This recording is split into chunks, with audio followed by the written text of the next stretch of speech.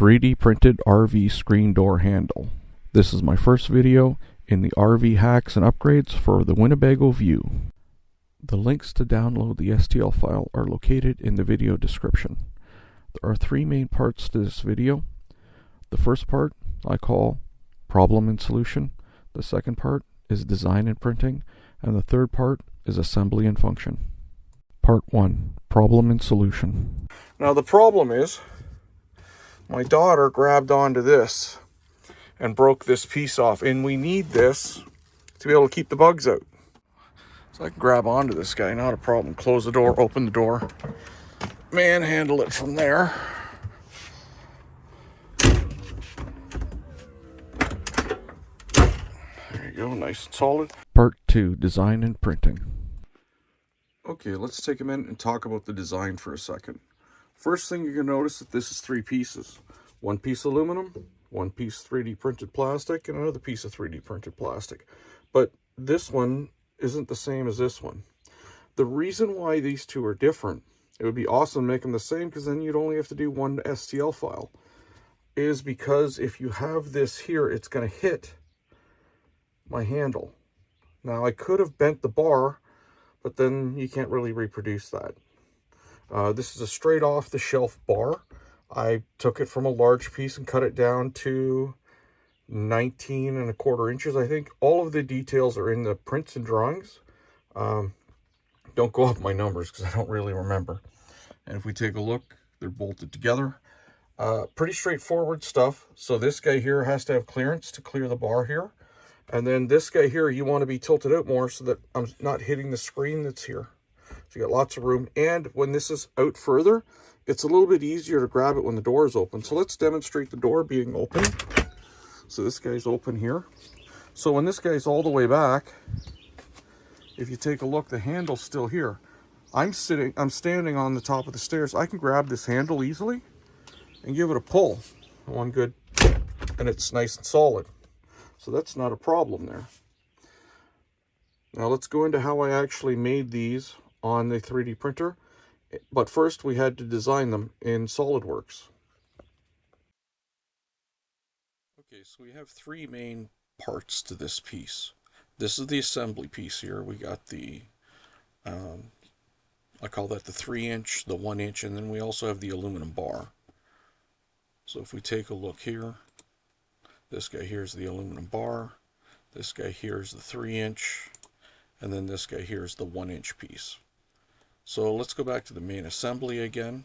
Let's make this full size. And let's delete one of our connections here. Okay, so we can move this guy in and out now.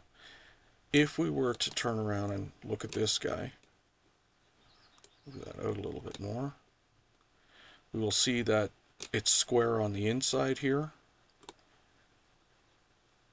and it receives this square bar. There is about 1/8 of an inch play between here and the end, and 1/8 of an inch play between this piece and the end here. It's not for expansion or anything else. It's just so you can get a rough cut bar and put it on the inside. Where's the holes in here? Basically, you'll mark them once you put the bar in after you 3D print it. If you're saying, well, there's a problem with 3D printing, I don't have a 3D printer. In Canada, or at least in Ontario where I'm from, almost every library you go to, you can print for free. So you could just throw this up there, give them the STL file, they'll help you set it up and everything, they're very nice, and it'll print. So how am I getting, the biggest trick that I had to come up with is, because this needs to be lower down than this one, how am I getting the bar to fit in straight? So I did some quick little trig, and I did about 20 inches over the 3-inch height to the 1-inch, or the 1-inch height to the 3-inch height, came out at around 5 degrees. So if we take a look here, grab onto here, this guy is, the hole's actually on a 5-degree angle, the square hole. Now to machine that would be extremely difficult, but to 3D print it, it's extremely easy because you don't have to do anything. And that's what this end piece looks like. And I can't pull this one away. I guess I could just delete the pieces, but you get the general idea of it. And that's basically how I created this part. You can go through and look at this one individually, but the nice thing with this is the nut's already included here. So, sorry, the nut socket. So you put the nut in, put your button head on the top, and just screw it in. You don't need a wrench or anything in the bottom. I believe I ended up using one nut and one castle nut, because I don't want anybody grabbing onto it and then cutting themselves on the sharp threads. So smooth it down. And all of the pieces here fit flat. That's really about it. Let's see what it looks like when you print it. Okay, let me demonstrate how to use the software. It's relatively simple. Open a file, go to where your files are located. In this case, I want to print two things at the same time. So I'm going to open the two files. They come in and they're upside down. So I want to turn around and flip each one. You have to select on the file and then flip, flip, flip. Oops, I went a little too far. Go back again. Now I need to add some support. Normally I don't add support, but in this case we do need to add support. Okay, so let's process this. Now let's take a look and see what it's going to look like when we actually 3D print it, because it does one layer at a time. 3D printing is kind of like squeezing a tube of toothpaste out and then moving your arm back and forth and building up different layers at a time.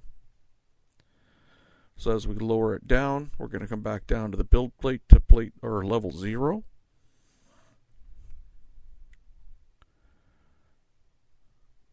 And we're going down. And that's basically level 0. As it builds up, you can see the different colors in the supports. And you can see the ribbing on the inside. That's really about it. Let's see what it looks like in real life now. So this is my 3D printer. It's a Creality K1 Max. And you can see the supports, and you can see the supports inside of the square or the rectangle on the inside. Part 3, assembly and function. Okay, so here's the finished product. Basically it does sit nice and flat. I've turned around and put an acorn on this one here, and I just cut this one off. I ended up getting inch and a quarter long screws. I really should have got inch long screws. And then that way, see how it's nice and flush? This is a 3/8 by 1 inch bar of aluminum. I would like to have gotten a tube, but it is what it is. That's all I could find for free. Basically, and now I'm going to mount this using these self-tapping screws here. This is how deep the self-threading screws are going into the screen door. The aluminum bar is 19 1/4 inches long, which will give you a 1/8 play on each end when it's assembled. I mean, I wouldn't hang from it because I wouldn't hang from the door, but it's solid as get up. And in all honesty, I might not actually put holes through here in here. I might actually have just put the piece in, because that's how solid it was in here, and then put some type of epoxy to hold the aluminum inside. I wouldn't trust going plastic all the way unless you have an insert in. But that's the handle for the screen door inside the Winnebago. The reason why we had to make this handle was to replace people from pulling on this guy. Eventually, to replace this, you have to take the whole door apart. And that's something I'm not going to do. I will eventually 3D print a new one of these with some aluminum brackets in there. And it'll slide just as well, but it won't be... See how flimsy that is? I have repaired this here and here in previously, but it's just not a good fix. This whole thing is bad. I don't like it at all. I can make up some aluminum pieces and 3D print the corners and whatnot. So I'll end up doing something along those lines. Glad to see that you enjoyed the video. Don't forget you can download the STL files for free. If you want to see more videos like this, all you need to do is like and subscribe and comment. Don't forget, the most important part of this video are the comments that you guys leave so that other people can gather your ideas and use your experience as well. Thanks again for watching the video. It's much appreciated. Have a good night.